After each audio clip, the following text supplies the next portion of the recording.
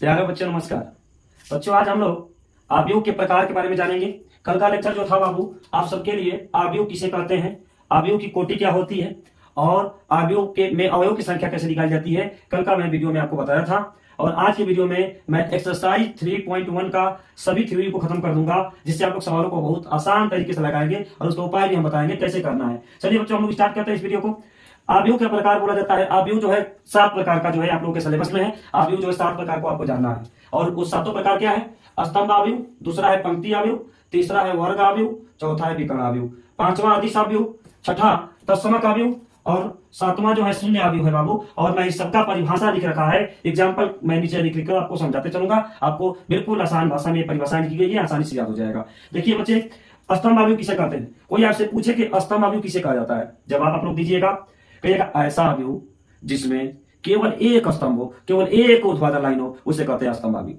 जैसे में देखिए, इसमें मैंने कल आपको बताया था कि आव्यूह का नामकरण हमेशा अंग्रेजी वर्णमाला के बड़े अक्षरों में करते हैं। तो नीचे में एक आव्यूह ले लिया आपका, जिसको अंग्रेजी वर्णमाला के बड़े अक्षर में ले लिया, और ये हो गया आपका 1 2 3। ये आव्यूह है बच्चे, ये आव्यूह है जिसमें कितना स्तंभ है? केवल एक स्तंभ है, केवल एक स्तंभ है। तो ये स्तंभ आव्यूह का उदाहरण है।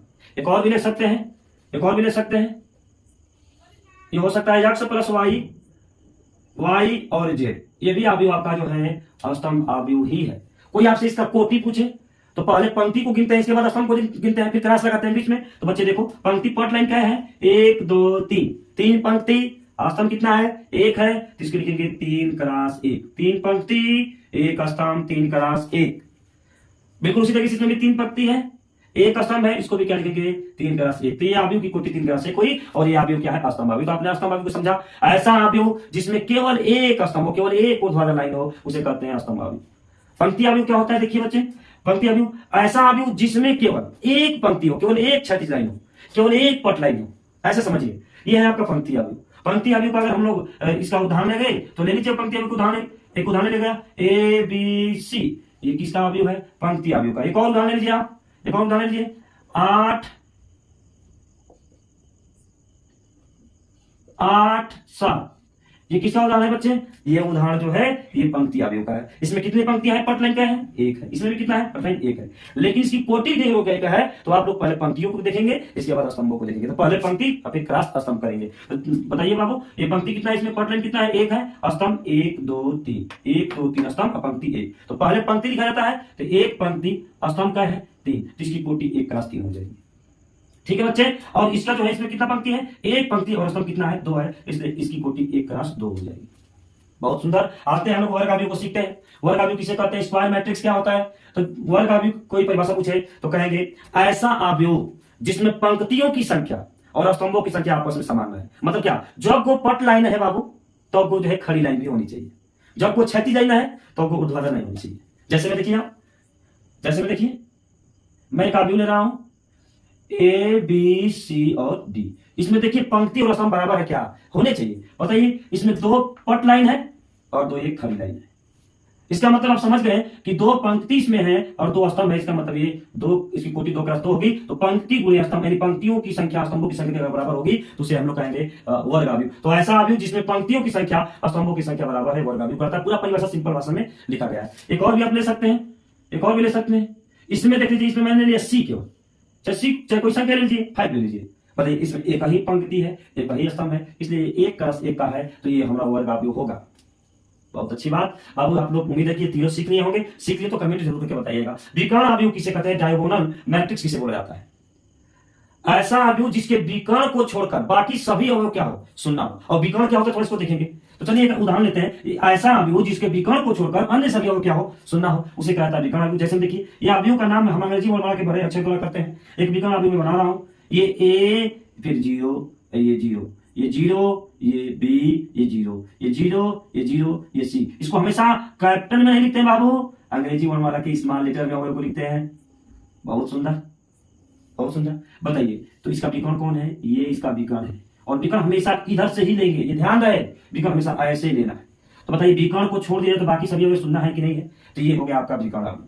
बहुत बढ़िया। और इसमें बताइए कितने पंक्ति है? 3 पट लाइन और 3 खड़ी लाइन, तो आव्यूह 3 क्रॉस 3 का है। बहुत बढ़िया बाबू। तो ये आप लोग बहुत अच्छे से समझ गए। तो ये आव्यूह विकर्ण आव्यूह है। अब 2 कोटि का भी आप चाहें तो इसको लिख सकते हैं ऐसे, ऐसा अवयव जिसके विकर्ण को छोड़कर अन्य सभी क्या हो, अवयव शून्य हो। लेकिन यह अवयव कैसा होना चाहिए, वर्ग अवयव होना चाहिए, पंक्तियों की संख्या स्तंभों की संख्या के बराबर होनी चाहिए। तो ऐसा वर्ग अवयव जिसके विकर्ण को छोड़कर अन्य सभी अवयव क्या हो, शून्य हो, उसे विकर्ण अवयव कहा जाता है बाबू। इसमें मैंने लिया 2, फिर यहाँ पर 3, यहाँ पर 0 0, 2 का 2 का है। तो पंक्तियों की संख्या स्तंभों की संख्या के बराबर है कि नहीं बाबू, पंक्तियों की संख्या स्तंभ। तो हमेशा जो विकर्ण अवयव होता है वो वर्ग अवयव ही होता है। तो विकर्ण अवयव कोई पूछे तो आप लोग जवाब ऐसे दीजिएगा, ऐसा वर्ग अवयव जिसके विकर्ण को छोड़कर अन्य सभी अवयव शून्य हो, विकर्ण अवयव कहलाता है। आप लोग समझ गए।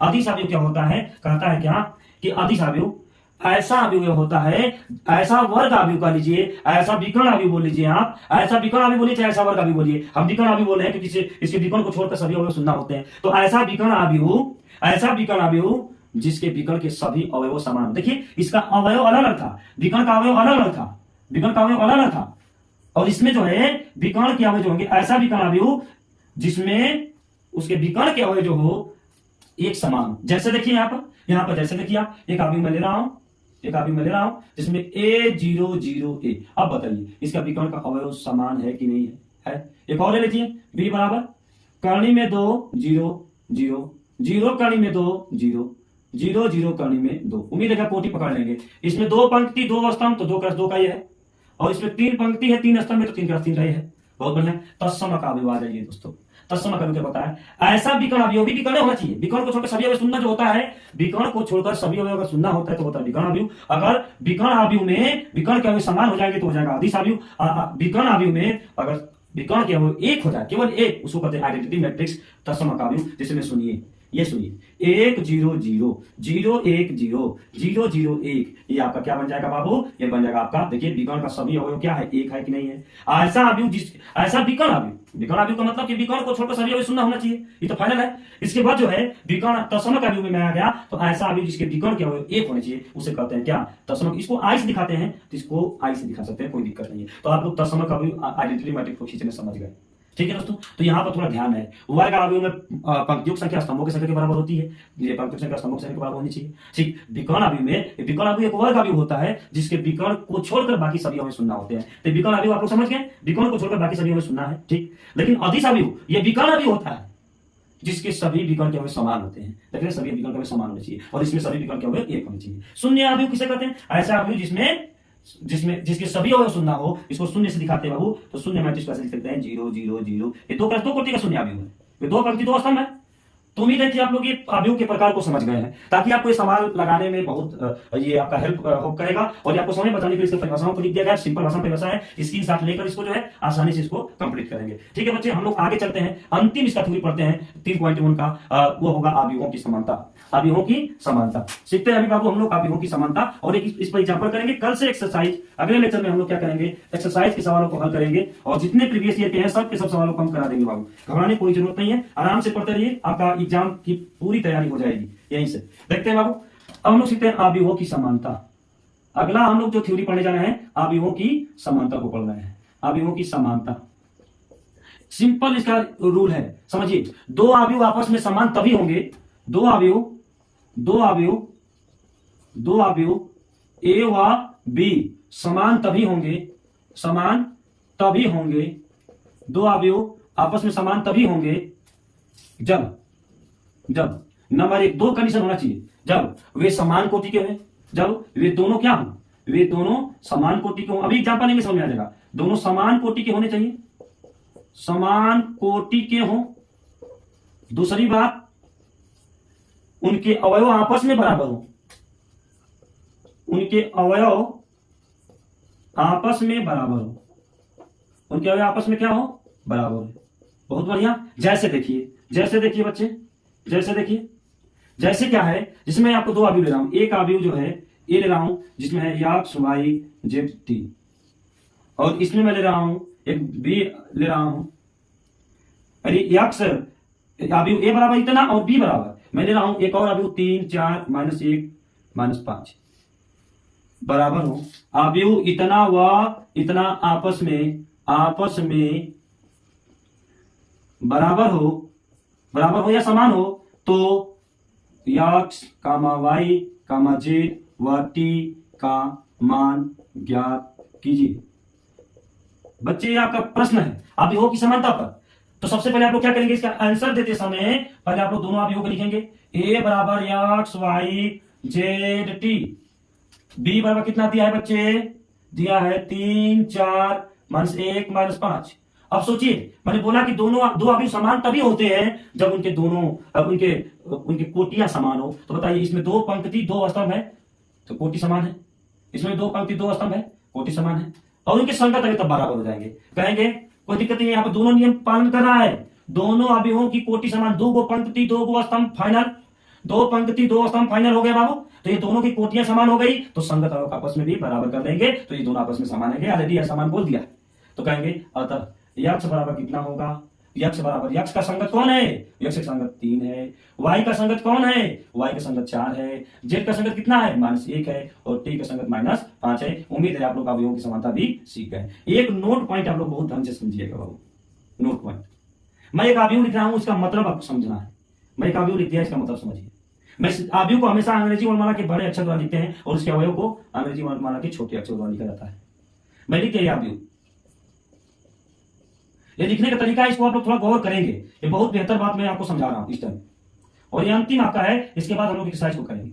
मैं एक अवयव आपके सामने लिख दिया, बताइए अवयव वर्ग अवयव है कि नहीं है? है, क्योंकि वर्ग अवयव किसे कहते हैं? ऐसा अवयव जिसमें पंक्तियों की संख्या और स्तंभों की संख्या के बराबर हो। तो 3 पंक्ति है, 3 पट लाइन है, 3 खड़ी लाइन है, तो 3 क्रस्ती है, तो वर्ग अवयव है, कोई दिक्कत है नहीं। ठीक है बाबू। तो अब देखिए थोड़ा सा, जो ये जो अवयव जो ये है, इस अवयव के अवयव ए का जो ये अवयव है, ये यह इंडिकेट कर रहा है कि ये पहली पंक्ति और पहला स्तंभ का अवयव है। इसीलिए लिखा हूं A11। A11 लिखने का मतलब हुआ पहल का पंक्ति पहल का स्तंभ। मतलब क्या हुआ दोस्तों, ये जो अवयव है ये पहला पंक्ति पहला स्तंभ का अवयव है, और ये क्या है, पहला पंक्ति पहल की पंक्ति है, और ये दूसरे का स्तंभ है कि नहीं है? ये क्या है ये बताइए, ये पहले के पंक्ति में है, लेकिन स्तंभ कौन सा है? तीसरा का है। इस पर आइए, इसको देखिए, ये दूसरा पंक्ति और ये दूसरा स्तंभ का है। उम्मीद है आप लोग समझ पा रहे हैं। मैं एक एग्जांपल देता हूं। मैं आपसे एक प्रश्न कहूं कि एक अवयव मैं आपको दे दिया 2 3 4 और 5, और मैं कह दिया हो तो A21 का मान बताइए, A21 का मान ज्ञात कीजिए। ऐसे मैंने आपको एक प्रश्न दे दिया, ऐसे एक प्रश्न दिया। जब इसको आप हल करेंगे तो जवाब देंगे। बताइए क्या बोला है, दूसरा पंक्ति, हमेशा पंक्ति होता है, पहला स्तंभ। तो चलिए दूसरा पंक्ति जाइए, दूसरा पंक्ति में जाइए। A21 पूछा है हमसे, A21 पूछा है, एक अवयव का मान दिया कितना, 2 3 4 5। पूछा हमसे यह है कि दूसरा पंक्ति पहला स्तंभ। दूसरा पंक्ति कौन है? ये पहला पंक्ति, ये दूसरा पंक्ति, ये वाला पहला पंक्ति, ये दूसरा पंक्ति। ठीक है बाबू, इसको बोलते हैं रो 1 रो 2, ये कॉलम 1 कॉलम 2। ठीक है बाबू। तो कह रहा है कि दूसरा का पंक्ति, पंक्ति कौन सा? दूसरा का, ये दूसरा का पंक्ति है, दूसरा का पंक्ति हो गया, ये नीचे वाला दूसरा पंक्ति। फिर बोला है पहला स्तंभ, पहला स्तंभ, दूसरा का पंक्ति और पहला स्तंभ में यही 4 मिला है क्या? दूसरा का पंक्ति पहला स्तंभ, ये 4 मिला है कि नहीं? देखिए प्लस का चिन्ह बनाइए, क्या बोला है? प्लस का चिन्ह बनाइए। दूसरा पंक्ति गया, पहला स्तंभ गया, जहां पर ये काट रहा है यहाँ पर क्या था 4, इसलिए A21 की वैल्यू कितनी हो गई 4। उम्मीद है बच्चों आप लोग समझ गए हैं। बस ये 3.1 का जो है हम लोग इसका लेक्चर अगला क्लास में लेंगे, और पूरे सवालों को एक वीडियो में इसको देंगे, 3.1 के पूरे सवालों को। वीडियो आपको पसंद आया हो तो लाइक शेयर और सब्सक्राइब कीजिए, और अधिक से अधिक बाबू इसको इसका सपोर्ट कीजिए, ताकि चैनल आगे बढ़ जाए और आपको जो है अच्छे से इसकी जानकारी और दे दी जाए। बहुत बहुत धन्यवाद।